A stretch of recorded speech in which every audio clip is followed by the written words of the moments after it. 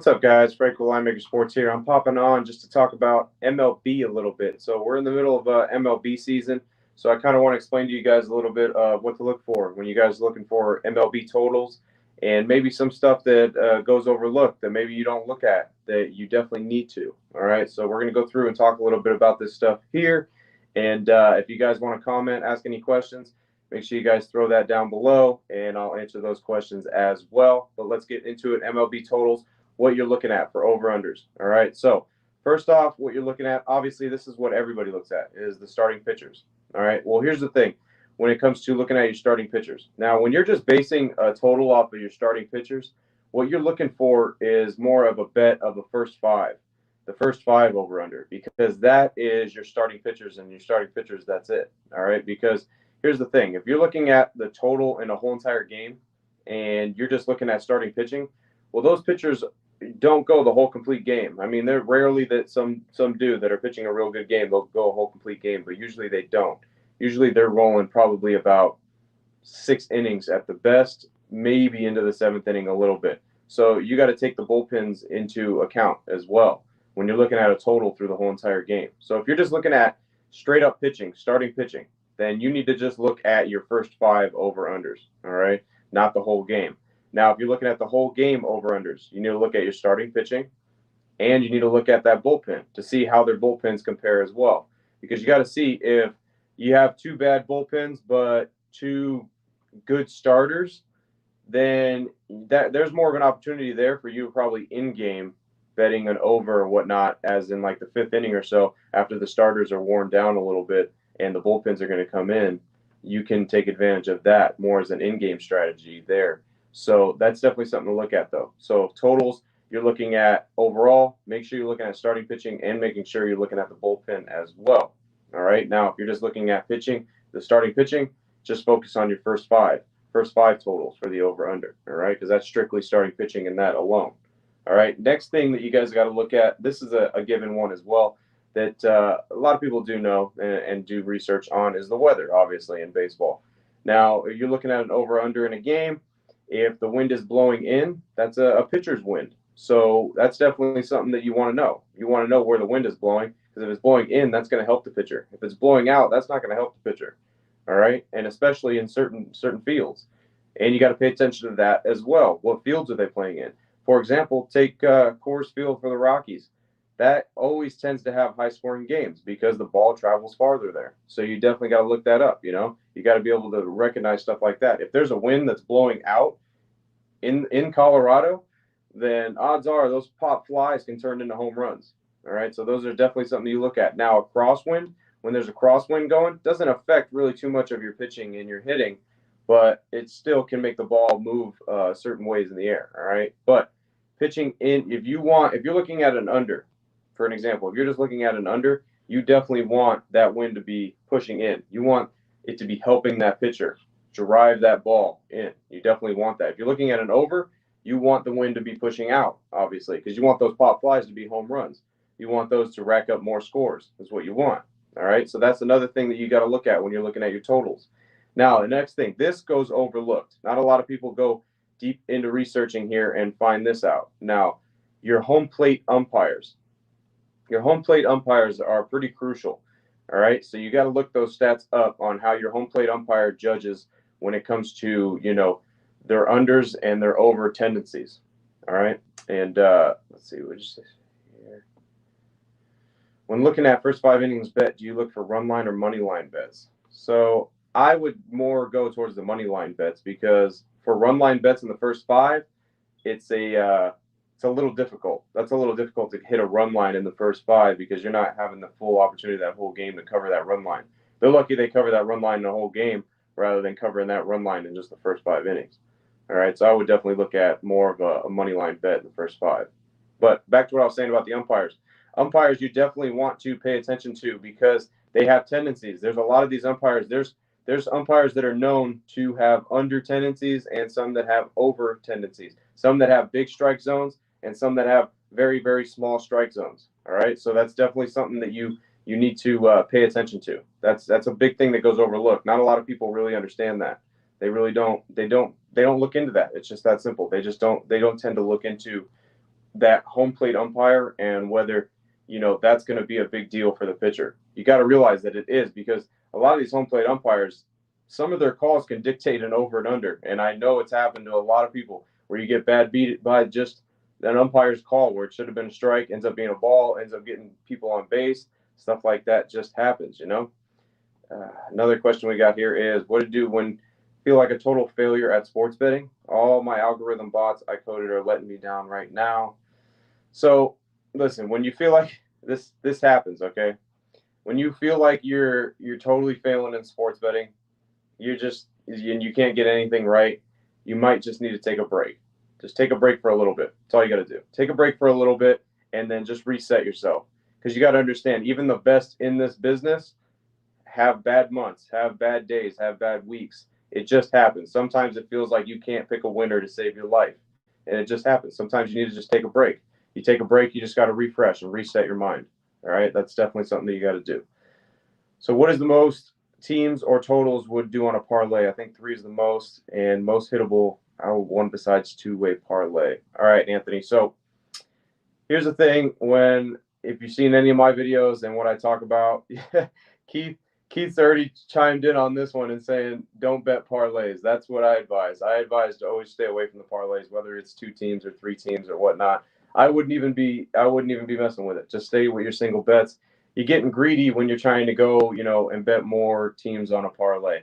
But at the max, you'd always do 2. That would be the max. I would never go further than that. If you are going to parlay whatsoever, I wouldn't do any more than 2. All right. 2 is definitely the limit to keep it at. And parlays, guys, are just tough. They're tough. I know that I know everybody likes playing them, and it's because you bet a small amount of money and you can make a big amount of money. But you got to realize, you're not going to win those most of the time. That's just what it is. That's what's going to happen. All right. Now, you could just take, for an example, if you're doing a 3-team parlay, if you go 2-1 in a 3-team parlay, now you've lost your whole bet. But if you went 2-1 on straight bets, you made a little bit of money. All right. So you can't be greedy in this game. Got to realize, you got to be able to take little wins here and there and just stack it up. And Anthony's saying you hit a 4-way parlay on KBO and 2 totals to pay 50. That's good. That's good that you hit that. It's nice that you did that. But it's like I said, overall in the long term, you kind of want to lay off the parlays. And if you're gonna do them, just do the max of 2. All right. And then what is this? A little basketball talk we got going on here with the Nets. I like the Nets spread tonight. What are your thoughts? So here's the thing. Game 7 tonight.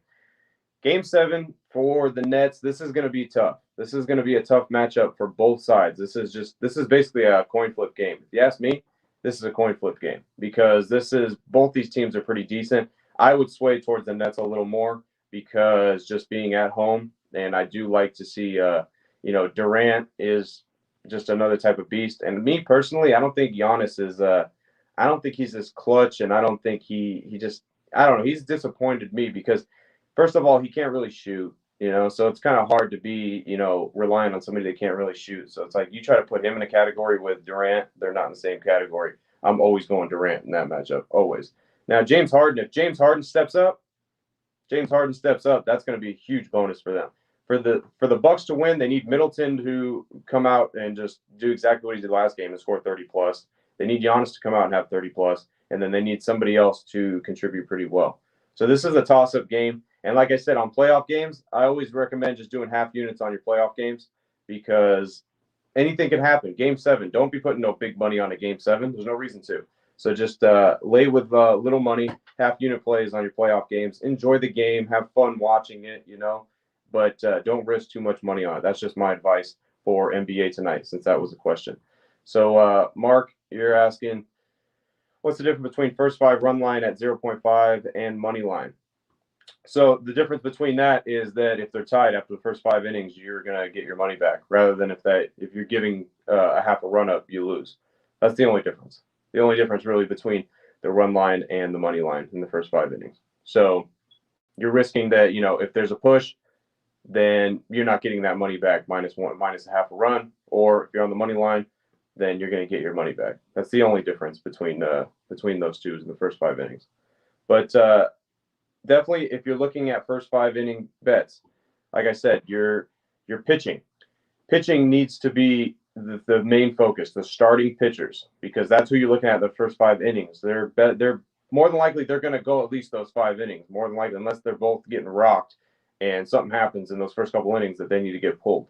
So definitely make sure you look at your starting pitching along with the umpires as well. Umpires as well for the first 5 innings, because you got to look at how they tend to make their calls. So definitely look at that stuff too when you're looking at first 5.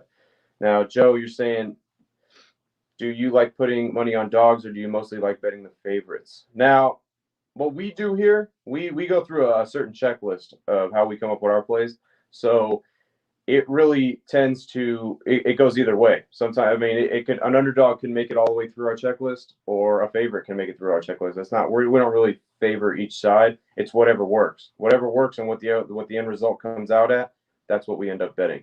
More than likely, though, it usually goes towards favorites, more than likely. But underdogs do have a lot of value in baseball, because you can catch a lot of dogs that do cash. But us personally, we tend to we're on the favorite side more than we are on the underdog side.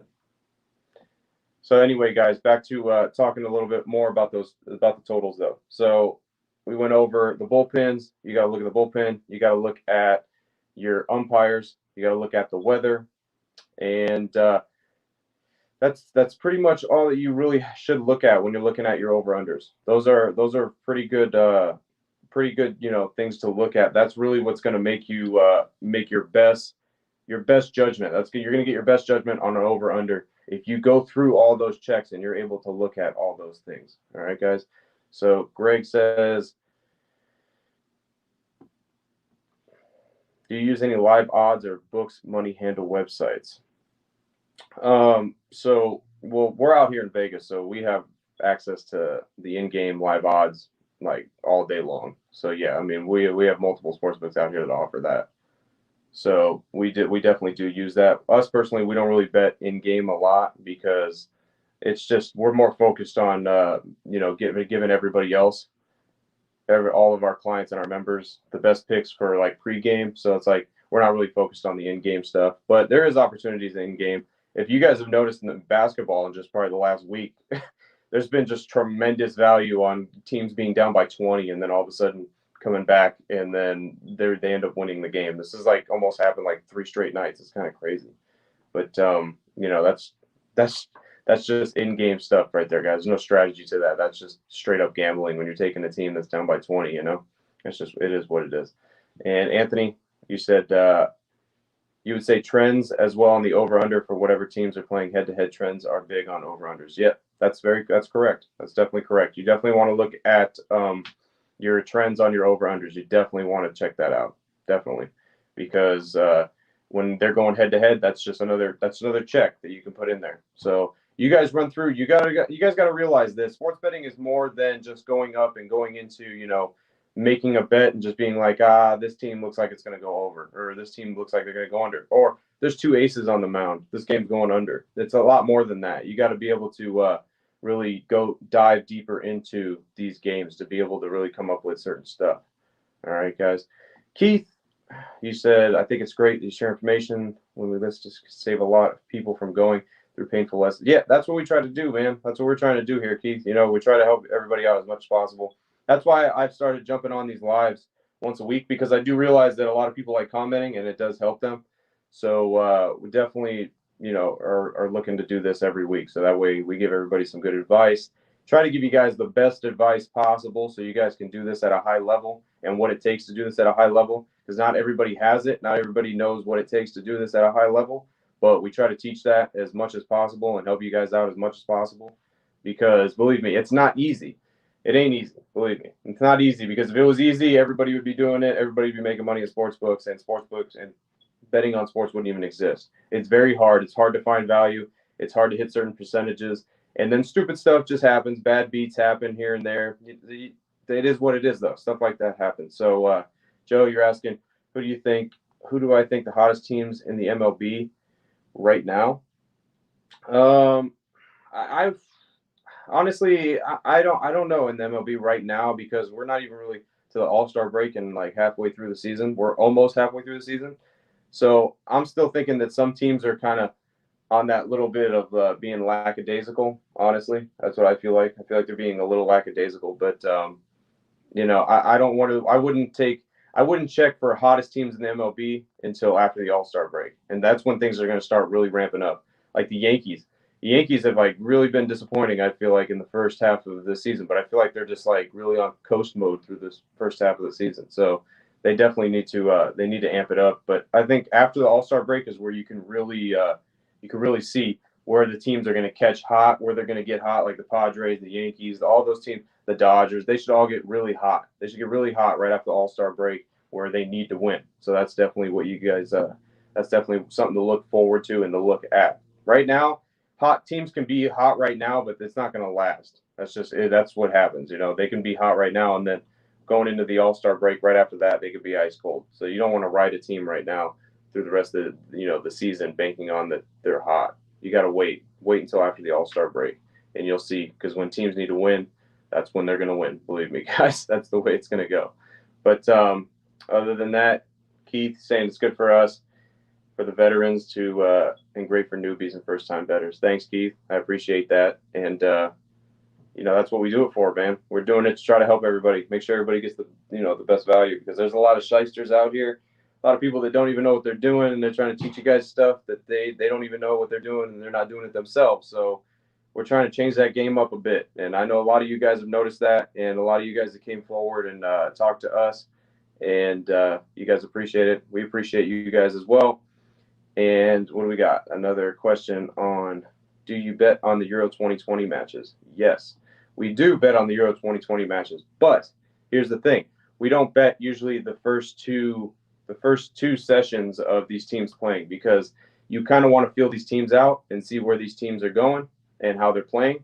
So more when you're getting closer to the elimination round is when you want to kind of make your move on the Euro 2020, because then where teams they have to win, and exactly where you can grab value at. Right now, in the beginning, you don't know how some of these teams are going to play. Like, you could think a team is going to be dominant, but you really don't know for sure. You have no clue, because they're just starting out in this tournament, So you kind of want to feel things out. This goes for all sports, though.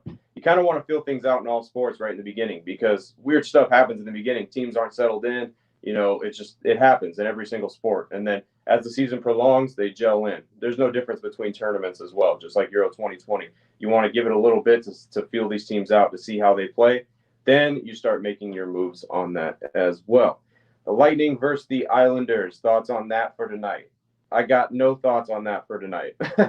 Us personally, we are laying off that game. We're not betting that game whatsoever, because this is basically a must-win for the Islanders. But I personally think that the Lightning are the better team. So with that said, I'm saying that's the total layoff for tonight. And there's no reason to play it. There's only one game going. No reason to even follow through with that. All right, guys. So other than that, I thank everybody in here for coming in the comment section and talking to me personally, and seeing, hopefully I was able to provide some stuff for you guys for MLB, so that way you guys know what the totals are for MLB and what to look for. And there was about 5 things that we covered there. So make sure, if you haven't written them down, you go back through this video, write them down. And next time you're looking at over-unders, make sure you go through those checks. Go through those checks and see that you might be surprised that, maybe you didn't think it was from what it was at the beginning. You were thinking an over, but maybe an umpire will switch your idea. That might save you money. All right. So make sure you guys are doing that stuff. Make sure you guys are going through and writing some of this stuff down that I give you guys. All right. Because it's definitely stuff that'll help you in the long run. All right, guys. As always, I'm Frank with Linemaker Sports. I'll see you guys next week. Like I said, I'm going to try to do one of these every week for you guys, so that we can jump on, we can comment, we can talk a little bit. I'll try to do one of these every week for everyone. And till then, guys, I'll see you guys next week.